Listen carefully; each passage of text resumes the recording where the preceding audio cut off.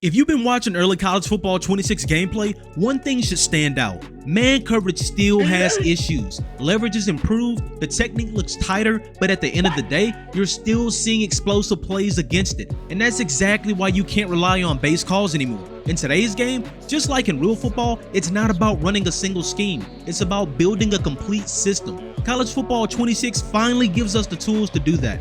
Custom zones to tailor coverage depth on the fly, stunts and twists to manufacture pressure and create confusion, and route commit to punish predictable concepts. Alongside those new features, EA made serious upgrades to gap integrity, man coverage logic, and RPO defense. But even with all that, the players who succeed this year will be the ones who disguise pre-snap, show multiple looks, and not spam the same blitz over and over. In this video, I'm giving 4 tips to make sure you have an elite defense in college football 26. Make sure to smash the like button and lock in. Let's start with the issue.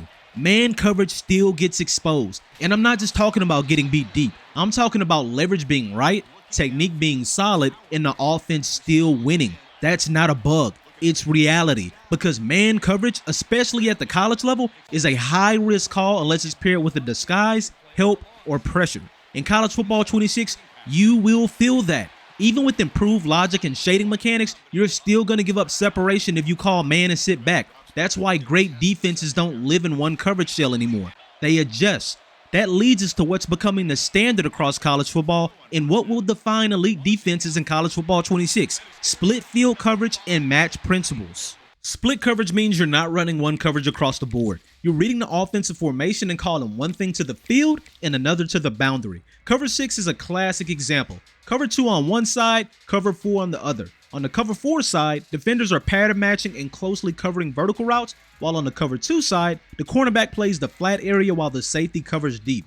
Pre-snap, the defense may appear balanced, but post-snap, the spacing and leverage quickly change. The quarterback has to identify which side is which, adjust its progression, and confirm the coverage all while under pressure. Match principles take things a step further. While they may look like a zone at the snap, defenders are reading route stems and transitioning into man responsibilities based on how the play unfolds. It's not about covering space, it's about matching concepts in real time.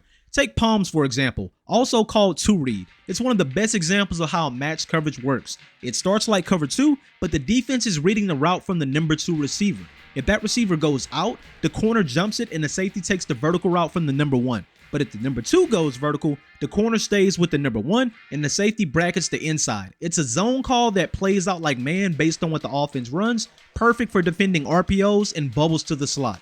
Another example is cover 3 match, which looks like a traditional cover 3 zone pre-snap, but plays out completely different. If the offense runs 4 vertical routes or deep crossers, defenders don't just drop and wait. They match up based on release and route depth. The hook defenders wall the inside routes, and the flat defenders can break on the out routes with the help behind them. It gives you deep integrity of zone with the tight coverage of man. Now let's talk about pressure. In college football 25, it was easy to line up and double mug and spam the A-gap blitz. In college football 26, with improved slide protections, you need to learn to simulate pressures and use design stunts to reach the quarterback. And if you refuse to use them, you're not maximizing the playbook and you'll be complaining to the devs about how defense is still broken.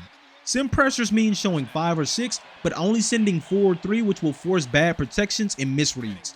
Stunts let you run loops, twists, wraps, and overloads that force communication breakdowns. The goal? Confuse the blocking rules without giving up gap integrity. This is where elite defenses start to separate. When your pressure presentation never looks the same twice, all in all, we want to give the offensive line and the quarterback too much to think about or have them assume where they're going pre-snap. But here's the truth. Your system is only going to be as good as your personnel.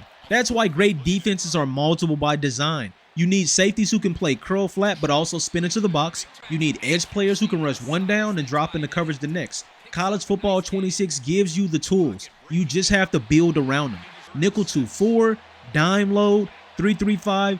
These aren't just third down packages anymore. They're base defenses in the modern game. That means when recruiting, you're not just chasing stars. You're looking for the right archetypes, whether it's a lurker linebacker that can cover tight ends, a box specialist safety that can shed blocks and fit up, or an athletic freak defensive end that can drop to the curl and bait a pick.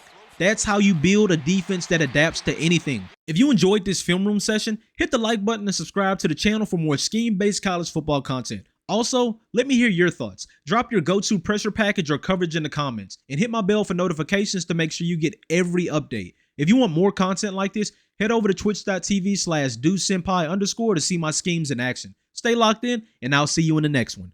Peace.